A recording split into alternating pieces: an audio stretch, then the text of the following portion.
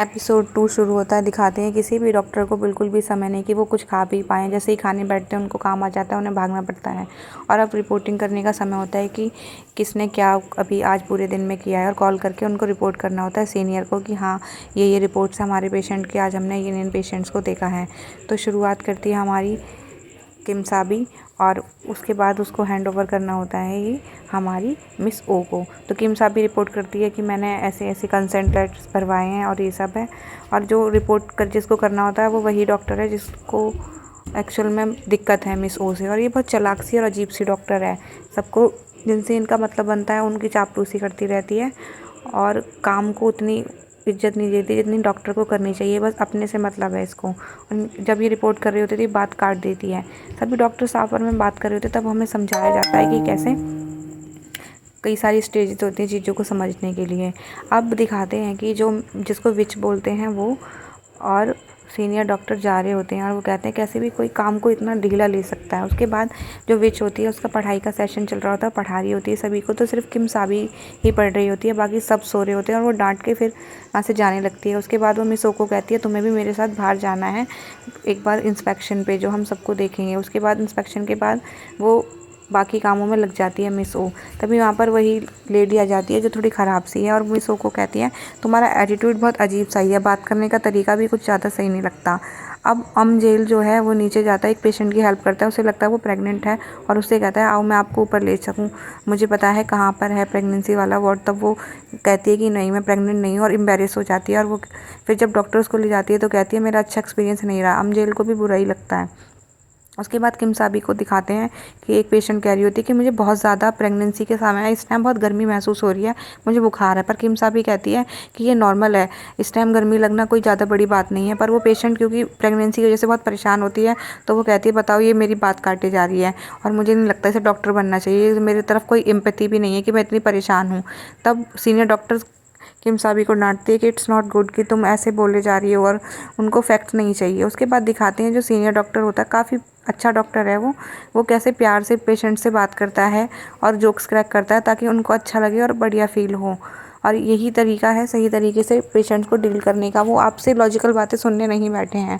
उसके बाद दिखाते हैं हमारी जो मिस यंग है वो भी अपना काम सही से कर रही है, और काम बढ़ता ही जा रहा है, और जैसे तैसे वो अपना काम कंप्लीट कर ही रहे हैं। अब दिखाते हैं सेम उसी पेशेंट को जो क्या नाम है शुरू में आई थी। वो बार बार मिस यंग को अपनी ड्रेसिंग चेंज करने को कहती है क्योंकि वो उसे और किसी पे ट्रस्ट नहीं होता, और ऐसे भी बोलती रहती है हाथ साफ़ है या नहीं है। अब मिस वो बाहर बैठी होती है थोड़ी सी परेशान सी। जेल उससे बात करता है, ये लोग आपस में अपनी अपनी प्रॉब्लम शेयर कर रहे होते हैं, और एक दूसरे का ब्लूटूथ लगा लेते हैं कि मुझे भी दे दो एक ब्लूटूथ, और हम दोनों गाने सुन लेते हैं। तभी मिस ओ को आता है कि इमरजेंसी है, एक प्रेगनेंसी को मतलब हमें डिलीवरी करानी है बच्चे की, तो जल्दी से किसी और डिपार्टमेंट से एक रूम अवेलेबल कराओ। और वो जैसे तैसे दूसरे डिपार्टमेंट की सर्जरी रुकवा के रूम अवेलेबल कराती है। तभी दिखाते हैं कि डॉक्टर कहता है हमने अपनी सर्जरी डिले की है, जल्दी से बुलाओ उनको। तभी वो डॉक्टर आ जाती है जो कि कुछ ज़्यादा अच्छी है नहीं। जब उसको बोलते हैं कि इमरजेंसी थी तो कहती है नहीं तुम्हें कोई गलतफहमी हुई है, मैंने ऐसा कुछ नहीं बोला। तभी डॉक्टर फिर मिस ओ को कहता है कि तुमने झूठ बोल के इमरजेंसी बोला, डॉक्टर तो कह रही है कि ऐसी कोई इमरजेंसी नहीं है, तुम्हें ऐसा नहीं करना चाहिए हमारे साथ। तब मिस ओ को समझ आता है कि ये जानबूझ के ऐसे कर रही थी क्योंकि प्रेग्नेंट लेडी से वो सीनियर डॉक्टर ये बात कर रही होती है कि आपको मेरा फेवर याद रखना पड़ेगा, आप प्रेसिडेंट की बीवी हो और मैंने आपके बच्चे के लिए क्या क्या किया है। तब मिस ओ को समझ आता है कि वो बहुत ख़राब औरत है, वो अपने मतलब के लिए लोगों की लाइफ को भी ट्रिगर कर देती है। अब नेक्स्ट सीन दिखाते हैं कि वो जितनी भी अच्छी ड्रेसिंग कर ले मिस यंग, वो पेशेंट उससे खुशी नहीं होती और बार बार उसको टॉर्चर सा करती रहती है। और मिस यंग इससे बहुत परेशान हो चुकी होती है कि कभी कहती है ग्लव्स तो पहने हैं आपने, हाथ तो धोए, ऐसे करके अमजेल से एक थोड़ा सा बहुत बड़ा सा ब्लंडर हो जाता है एक्चुअल में, जिस वजह से उसको दिक्कत रहती है। उसके बाद किमसाबी को डांट पड़ती है कि तुमने डॉक्टर से उस वाली पेशेंट से जाके सॉरी बोलना है जिसको आपने हर्ट कर दिया है। तो सीनियर डॉक्टर उसको कहती है आपको सॉरी बोलना ही पड़ेगा और आज का आपका यही टास्क है। अब दिखाते हैं कि मिस ओ है जो उसको डॉक्टर डांट लगा रही होती है कि आपने हमारे जो हैं वो स्टेक पे रखवा के सर्जरीज जो इम्पोर्टेंट थी और आपने ये ज़बरदस्ती इमरजेंसी बोल दिया। तो जो डॉक्टर इमरजेंसी की बोला था ओ को, वो झूठ बोलती है कि ऐसा कुछ नहीं बोला था, कुछ गलतफहमी हुई है। अब मिस यंग के पास नर्स आती है, कुछ काम के लिए बोलती है उनको कि आपको फिर से वही पेशेंट याद कर रही हैं, उनकी प्लीज़ ड्रेसिंग कर दीजिए। मिस यंग परेशान हो जाती है, कहती है मैं नहीं करती, मैं कितनी ड्रेसिंग करूँगी इसकी, मैं थक चुकी हूँ। और बार बार बोला जा रहा है जबकि 2 की ज़रूरत है, वो 4 बार ड्रेसिंग क्यों करा रही हैं। उसके बाद नीचे दिखाते हैं कि अमजेल बाकी डॉक्टर से बात कर रहा होता है। अमजेल को नौकरी मतलब अभी सस्पेंड कर दिया गया है या काम के लिए मना कर दिया गया है। किम साबी काफ़ी दुखी होती है कि यार उस पेशेंट ने मुझे ऐसे बोल दिया कि तुम डॉक्टर बनने लायक भी नहीं हो।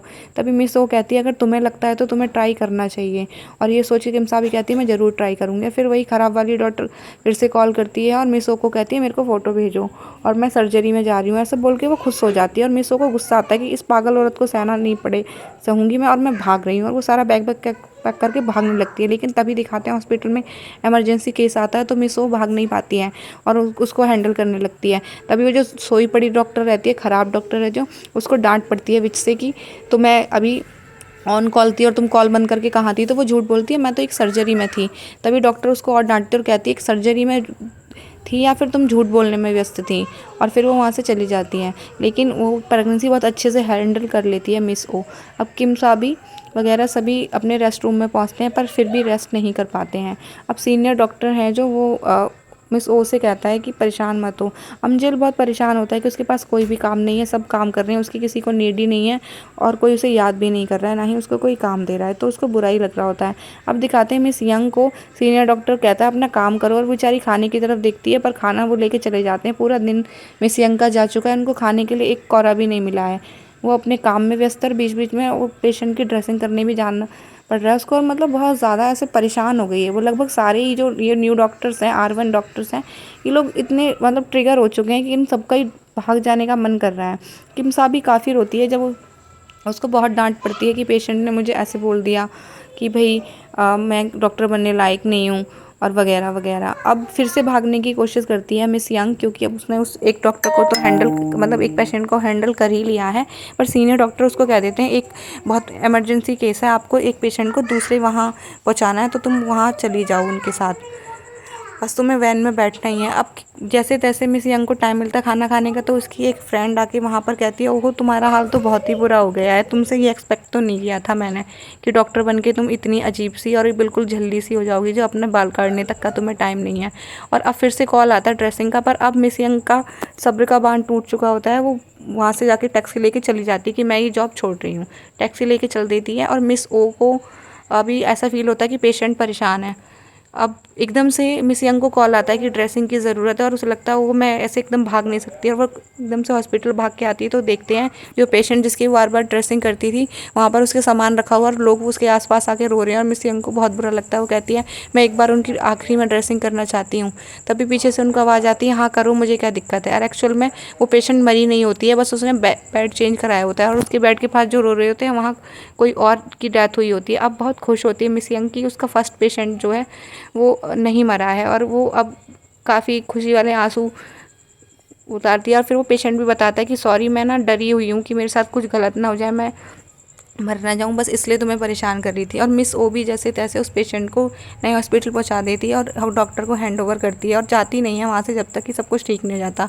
तब डॉक्टर पूछती है तुम क्यों रुकी हुई हो, कहती है बस मैं ये जानना चाहती थी कि पेशेंट को कुछ दिक्कत तो नहीं हुई, और फिर जाने लगती है। तभी डॉक्टर उसको रोकती है और कहती है मुझे इंपॉर्टेंट पेपर देना है तुम्हें, और तुम बहुत अच्छी डॉक्टर हो, तुम पेशेंट का ख्याल रखती हो, इससे ज़्यादा कुछ और किसी डॉक्टर के लिए मायने नहीं रखता डॉक्टर की पोजीशन पे रहने के लिए। अब दिखाते हैं जिसको विच कहते हैं, वो भी ये सब नोटिस कर रही होती है। अमजिल अभी भी काफ़ी दुखी हो चुका है कि उसे काम के लिए नहीं बोला जाता, और जो विच है वो किम साबी को कहती है तुम जिस काम में अच्छे हो तुम वही करो, तुम्हें सॉरी का बोलने का नहीं हो पा रहा तो मत बोलो।